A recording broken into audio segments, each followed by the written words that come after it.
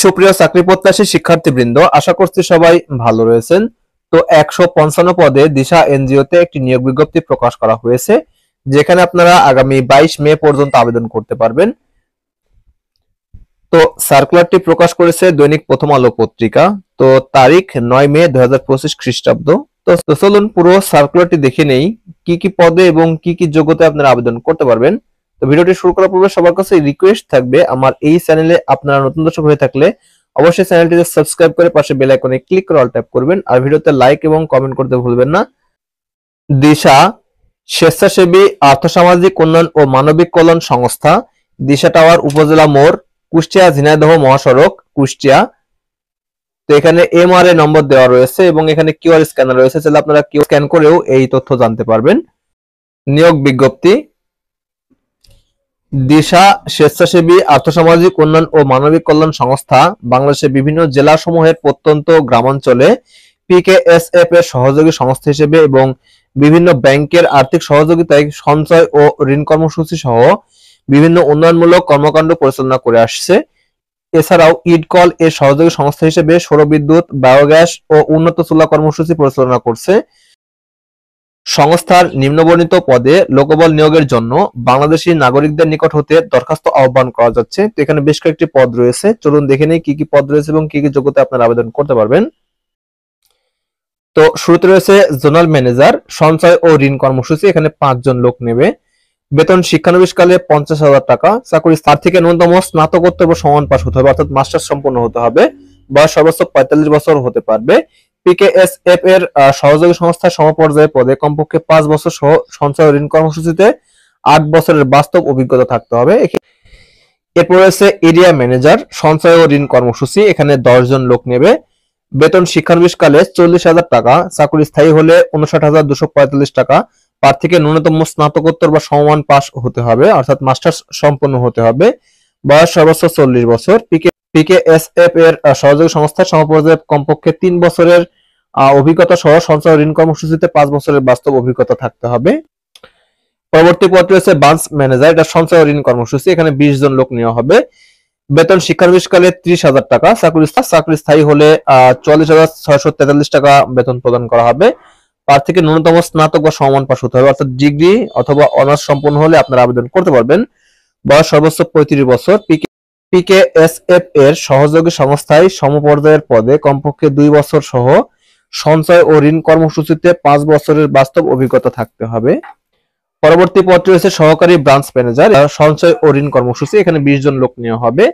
বেতন শিক্ষানবিশকালে 26,000 টাকা। চাকরি স্থায়ী হলে 39,855 টাকা বেতন প্রদান করা হবে। প্রার্থীকে ন্যূনতম স্নাতক বা সমমান পাস হতে হবে, অর্থাৎ ডিগ্রি বা অনার্স পাশে আপনারা আবেদন করতে পারবেন।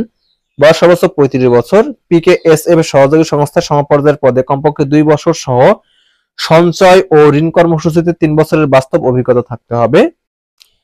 সবশেষে রয়েছে লোন অফিসার, এটা সঞ্চয় ও ঋণ কর্মসূচি।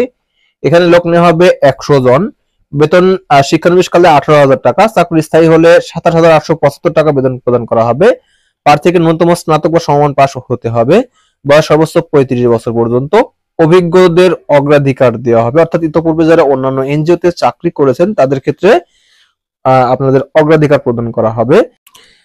শর্তাবলী যা রয়েছে তা হচ্ছে 6 মাস শিক্ষানবিশ কাল শেষে সংস্থা নির্ধারিত বেতন কাঠামোভুক্ত হওয়ার পর বছরে 2টি উৎসব ভাতা, বৈশাখী ভাতা, বার্ষিক ইনক্রিমেন্ট, কর্মী কল্যাণ তহবিল সুবিধা, contributory provident fund, gratuity, group insurance প্রাপ্য হবেন। এছাড়াও যোগদানকালীন সময় থেকে যাতায়াত ভাতা, মোবাইল বিল, জ্বালানি বিল, উৎসাহ ভাতা, পারফরমেন্স বোনাস, আবাসন সহ সংস্থার অন্যান্য সুবিধাসমূহ প্রাপ্য হবেন। সকল প্রার্থীকে মাঠ পর্যায়ে অবস্থান করতে হবে। চাকুরিতে যোগদানকালে 1 থেকে 3 নম্বর পদের জন্য 12,000 টাকা এবং 4 থেকে 5 নম্বর পদের জন্য 10,000 টাকা জামানত ফেরতযোগ্য প্রদান করতে হবে, অর্থাৎ চাকরিতে যোগদানের সময় এই টাকা প্রদান করতে হবে। তো এই টাকা পরবর্তীতে আপনি ব্যাক নিতে চাইলে আপনাদের সুদ সমেত অর্থাৎ প্রফিট সহ আপনাদের ব্যাক করা হবে। এছাড়া আরেকটি বিষয় উল্লেখ রয়েছে, তা হচ্ছে এসএসসি পাশের মূল সনদপত্র অফিসে জমা প্রদান করতে হবে। এখানে উল্লেখ রয়েছে প্রয়োজনে সাময়িক হস্তান্তরযোগ্য। তো এখন আবেদন পদ্ধতি এবং আবেদন কোথায় পাঠাবেন এটা নিয়ে ডিসকাস করব। আগ্রহী প্রার্থীগণকে স্বহস্তে লিখিত পূর্ণ জীবন বৃত্তান্ত সহ আবেদনপত্র, শিক্ষাগত যোগ্যতা সনদপত্রের সত্যায়িত অনুলিপি, জাতীয় পরিচয়পত্রের অনুলিপি, নাগরিকত্ব সনদপত্র, সদ্য তোলা 4 কপি পাসপোর্ট সাইজের রঙিন ছবি, সংশ্লিষ্ট কাজের অভিজ্ঞতার প্রমাণপত্র যদি থাকে তা দিতে হবে। মোবাইল নম্বর উল্লেখপূর্বক আগামী 22/5/2025 খ্রিস্টাব্দ তারিখের মধ্যে, অর্থাৎ আগামী 22শে মে তারিখের মধ্যে আপনাদের আবেদন সম্পন্ন করতে হবে। এবং যে ঠিকানায় পাঠাতে হবে তা হলো উপপরিচালক মানব সম্পদ ও প্রশাসন, দিশা টাওয়ার, উপজেলা মোড়, কুষ্টিয়া ঝিনাইদহ মহাসড়ক, কুষ্টিয়া বরাবর আবেদনটি পাঠাতে বলা হলো বা আবেদন পাঠাতে বলা হয়েছে। খামের উপর পদের নাম উল্লেখ করুন, অর্থাৎ চিঠি যে খামের ভিতরে পাঠাবেন তার উপর অবশ্যই পদের নাম উল্লেখ করতে হবে। এক্ষেত্রে ফরিদপুর, মাদারীপুর ও শরীয়তপুর অঞ্চলের প্রার্থীদের আবেদন করতে উৎসাহিত করা হলো। এখানে 3টি জেলা ডিটেকশন করা হয়েছে। এসব এলাকার প্রার্থীদের বেশি বেশি নিয়োগ প্রদান করা হবে। উল্লেখ্য, অধিকতর যোগ্যতা সম্পন্ন প্রার্থীদের ক্ষেত্রে শিক্ষাগত যোগ্যতা এবং বয়সসীমা শিথিলযোগ্য এবং বেতন ভাতা আলোচনা সাপেক্ষে নির্ধারণ করা হবে। অর্থাৎ ইতোপূর্বে আপনি অন্যান্য এনজিওতে কোনো জব করে থাকেন বা চাকরি করে থাকেন, সেক্ষেত্রে আপনাদের শিক্ষাগত যোগ্যতা এবং অভিজ্ঞতা এটা এক্ষেত্রে কিছুটা শিথিল করা হবে এবং বেতন কাঠামো আলোচনা সাপেক্ষে পরিবর্তিত হতে পারে। তো আবেদন কিভাবে পাঠাবেন বা কিভাবে দরখাস্ত লিখবেন এই বিষয়টি জানতে চাইলে অবশ্যই কমেন্টে জানাবেন। তারপর ভিত্তি করে আমি নেক্সট ভিডিও নিয়ে আসবো। কেমন? তো ভিডিওটি প্রথম থেকে শেষ পর্যন্ত দেখার জন্য অসংখ্য ধন্যবাদ। Thanks for watching this video. Thank you.